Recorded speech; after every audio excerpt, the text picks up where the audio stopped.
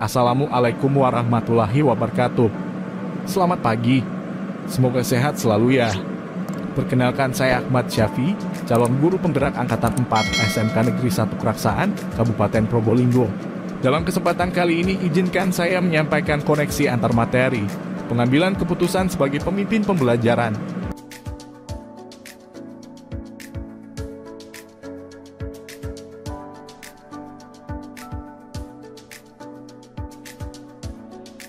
Ki Hajar Dewantara memiliki pandangan bahwa pendidikan adalah memberi tuntunan terhadap segala kekuatan kodrat yang dimiliki anak agar ia mampu mencapai keselamatan dan kebahagiaan yang setinggi-tingginya baik sebagai seorang manusia maupun sebagai anggota masyarakat.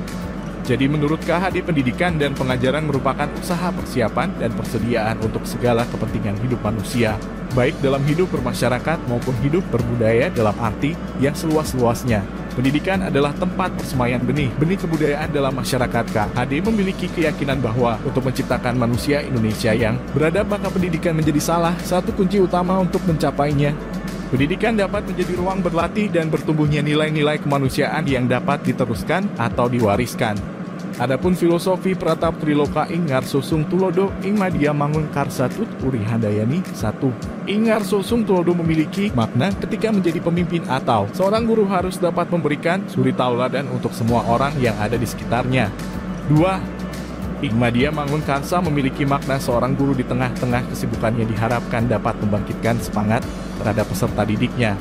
3. Tutwuri Handayani memiliki makna bahwa seorang guru diharapkan dapat memberikan suatu dorongan moral dan semangat kepada peserta didik ketika guru tersebut berada di belakang. Dari filosofi Pratap Triloka Ki Hajar Dewantara, seorang guru memiliki pengaruh dalam mengambil sebuah keputusan sebagai pemimpin pembelajaran. Seorang guru harus bijaksana dalam mengambil sebuah keputusan. Untuk itulah modul 31. Pengambilan keputusan sebagai pemimpin pembelajaran sangat penting dipelajari oleh guru. Apabila seorang guru menghadapi dilema etika di kelas ataupun di sekolah, dapat menggunakan 4 paradigma, 3 prinsip berpikir, dan 9 langkah pengujian pengambilan keputusan.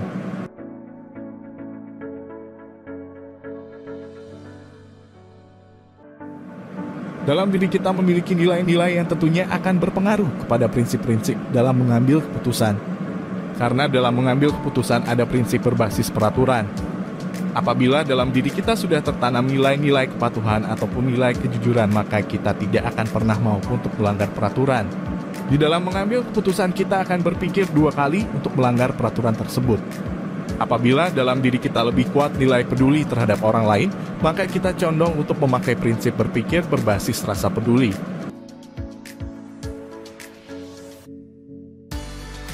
Pengambilan keputusan dalam kegiatan terbimbing kaitannya dengan coaching adalah seorang coach memberikan pertanyaan-pertanyaan terbuka yang membuat coachnya untuk dapat menemukan sendiri solusi dari permasalahannya, yang mana karena coachnya adalah seorang guru, maka untuk mengambil keputusan apa yang harus ia lakukan untuk menghadapi permasalahannya di sekolah, maka ia perlu mempelajari 4 paradigma, 3 prinsip berpikir, dan 9 langkah pengujian pengambilan keputusan agar komitmen atau rencana aksi yang akan ia laksanakan tidak salah di dalam pembelajaran siswa yang berpusat pada peserta didik.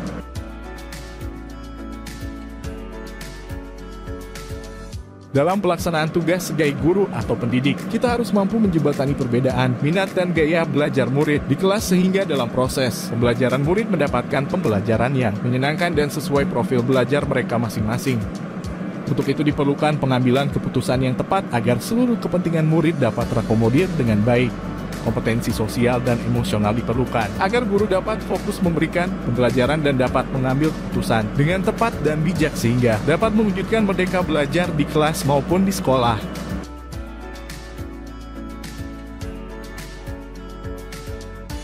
Dalam penyelesaian kasus atau masalah, sebagai seorang pendidik tentu akan menghadapi dilema etika dan rujukan moral. Pembahasan studi kasus pada modul ini memberikan contoh-contoh yang biasa terjadi mungkin saja pernah dialami oleh sebagian guru. Hal ini akan memberikan rambu dan pedoman agar guru tidak terjebak dalam situasi yang sama dan dapat bertindak secara bijak melalui paradigma. Prinsip dan langkah dalam pengujian pengambilan keputusan akan membuat kita semakin menyadari perilaku yang benar dan perilaku yang salah.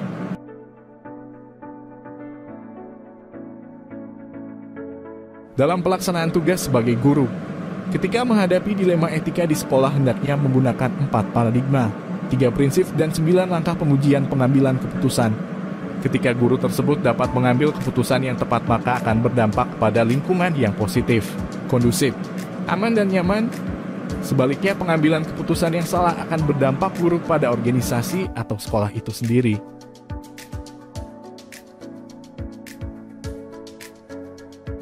Ada beberapa kesulitan yang ada di lingkungan untuk menjalankan pengambilan keputusan terhadap kasus-kasus dilema etika di antaranya. Pertama, belum adanya kesamaan pemahaman tentang dilema etika dan bujukan moral. CGP bisa mensosialisasikan kepada warga sekolah tentang dilema, etika dan bujukan moral serta 4 paradigma, 3 prinsip berpikir, dan 9 langkah pengujian pengambilan keputusan. Dan CGP bisa menerapkannya di sekolah dan sebagai teladan. Kedua, 4 paradigma, 3 prinsip berpikir, dan 9 langkah pengambilan keputusan belum menjadi budaya positif di sekolah. Ketiga, tertutup pada perubahan warga sekolah yang tidak mau merubah mindsetnya untuk jauh lebih baik.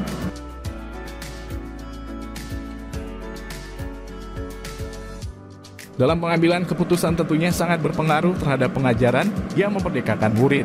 Dapat dilihat ketika seorang guru mengambil keputusan untuk mendiferensiasikan pembelajaran. Dengan demikian, setiap murid akan dapat terpenuhi kebutuhannya. Dengan mendiferensiasi konten, proses, dan produk, begitu juga dengan memenuhi kebutuhan murid melalui kesiapan belajar, minat, dan profil belajar. Bukan saja tingkat guru dalam proses pembelajaran, namun juga pada tataran pengambilan kebijakan sekolah. Pihak sekolah harus memikirkan matang-matang dalam menentukan kebijakan terkait pendidikan murid.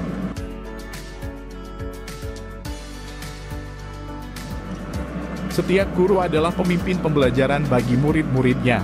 Dalam menjalankan peran sebagai seorang pemimpin pembelajaran harus memahami paradigma pengambilan keputusan. Ada hubungan erat antara keputusan masa sekarang dengan masa depan murid. Pengambilan keputusan yang tepat akan berdampak pada perubahan murid ke depannya. Contohnya ketika kita tidak meluluskan murid kelas 6 karena terkendala dengan regulasi atau aturan sekolah, maka akan membuat murid itu terhambat masa depannya. Jika saat ini kita mengambil keputusan yang salah, maka akan berdampak kepada masa depan murid. Dengan demikian, kita sudah menghambat langkahnya untuk mencapai cita-cita. Oleh karena itu penting mengubah mindset kita bahwa proses pembelajaran sejatinya pengambilan keputusan yang memerdekakan murid.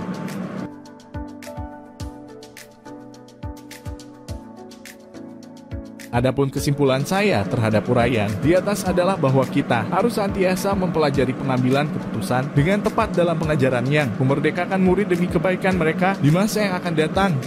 Guru juga perlu mendiferensiasikan pembelajaran agar kelihatan minat murid dan kebutuhan murid terpenuhi. Perlu menerapkan budaya positif di sekolah agar menciptakan siswa yang berkarakter. Selain itu, sebagai seorang guru sudah seharusnya mengubah mindset bahwa pengajaran yang dilakukan adalah bukti dari coaching. Dalam hal ini, guru harus memberikan bimbingan agar murid bisa mengambil keputusan terbaik bagi kehidupannya di masa kini dan masa mendatang. Demikian dari saya. Semoga bermanfaat. Salam guru penggerak. Guru bergerak. Indonesia maju. Terima kasih.